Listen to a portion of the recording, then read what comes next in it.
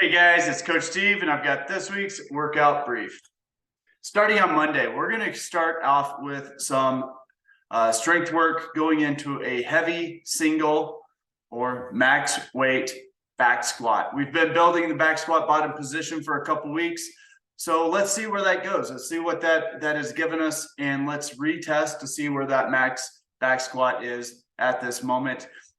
If you're not feeling like going for that max effort, we at least want to build to a heavy single, something that's going to be challenging for you for the day.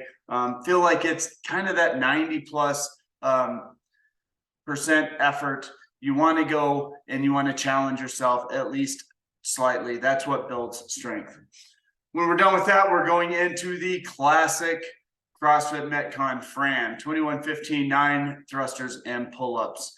Generally, we want both of these movements to go very quickly. They don't need to go unbroken, but you should be able to do both of these in about 2 to 3 sets in each time you go to it. The weights should feel pretty light. You shouldn't feel like this is muscle fatigue as much as complete total body shutdown. This is lactic tolerance. This is high intensity. This should be light, fast, and attack kind of thing. That means the movements need to be safe and relatively easy for you.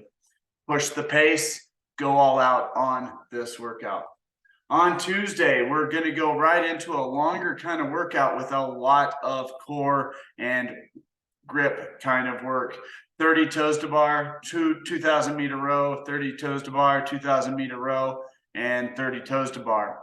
Goal here is to work for a little over 20 minutes with the goal of 20 to 24, cap at 26, and we're looking at even burn through this. It's going to get sweaty, it's going to get grippy, so be sure to break this up early, but think about what you could do consistently.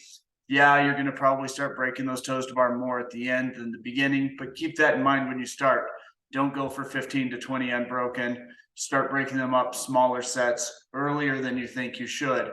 On that row machine, hit it at an even pace, not too hot, but it is your chance to make up some time on this workout, maybe going a little higher intensity on that to back off on the toes to bar.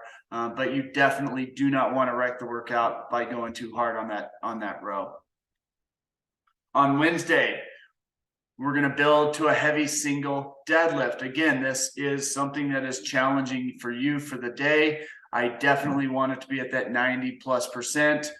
If you're not feeling like going for a new 1 rep max, but that is the goal. What can you lift? How heavy can you go? Once we're done with that, we're going into a workout with cleans and bike. We're going to ascend on the cleans and reps. So three cleans, and then 25 calories on the bike. 6 cleans, then 20 calories on the bike. 9 cleans, 15 calories, 12 cleans, and 10 calories. This one is looking about 9 to 12 minutes is our goal, 14-minute cap.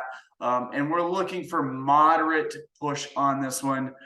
Kind of think sustainable, that those cleans are going to start adding up towards the end. That bike is going to get easier each time, which means you're going to get back to the cleans sooner and sooner. So just kind of keep that in mind. You want to try to keep that power output on the bike pretty consistent without making it so that you start wrecking that power clean. Power cleans do not need to be unbroken. My guess is 3 and 6 should go pretty unbroken. 9 and 12, probably two sets, maybe even 3 sets on that last group of 12. That's what we're looking for. Pace is going to be moderate pace on this one, looking 75 to 85% max heart rate. On Thursday, we're practicing some gymnastic skills to start. A 12-round EMOM, practice pistols for 40 seconds, and then practice handstand walking for 40 seconds, wherever you are in this space. Maybe the pistols are squatting to a box with each leg, and the handstand walks could be something as simple as holding a plank and bring your hands up, or bear crawling. Wherever you are in your practice that for 40 seconds, rotate for 12-minute EMOM. Once we're done with that 18-minute AMRAP, 10 wall ball shots, 10 medicine ball squat cleans, 10 sit-ups, and then take a 20-second rest between rounds. That means the goal here is to push each round moderately hard. not going full reckless pace, but going moderate pace. You real chance of going too hot on this one to start, but you should be able to move through these fairly consistently, fairly quickly without going too crazy. Keep that in mind as you get a little bit halfway through. You can start dumping that take. You can see where you can go and see what that body can push to. Don't do it the first couple rounds. On Friday, we are doing the CrossFit Open Workout 17.3. The CrossFit opens very, very soon. And so we're practicing. We're getting in some practice here. This one involves squat snatch and chest to bar pull-ups. And it looks like a lot, but it's not super complicated.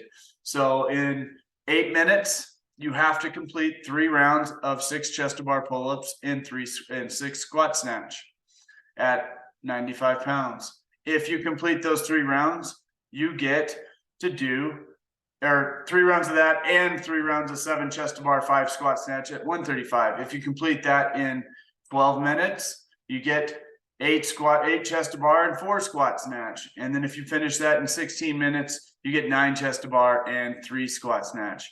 The weights get heavier each time you go, and you get essentially penalized for doing more work quickly. The goal here for everybody is to get into that 16-minute or get up to working on the set before that 16 minutes. I want everybody going for a full 16 minutes or more.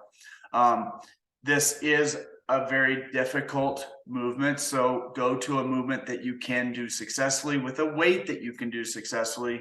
And if that means you move through this a little faster, do that. That's okay. Push hard through this. This should start fairly easy and get harder and harder each round you go through it. So just kind of focus on what would it look like to make this harder each round. And then make sure you're trying to get into that about 16 minutes of work. We've taken a stab at some of the options for scaling, but definitely look at where you are on the color scheme and then talk to your coach to see what modifications might need to be made if that doesn't look like the right place to start for you. On Saturday, we're going to do some strength work.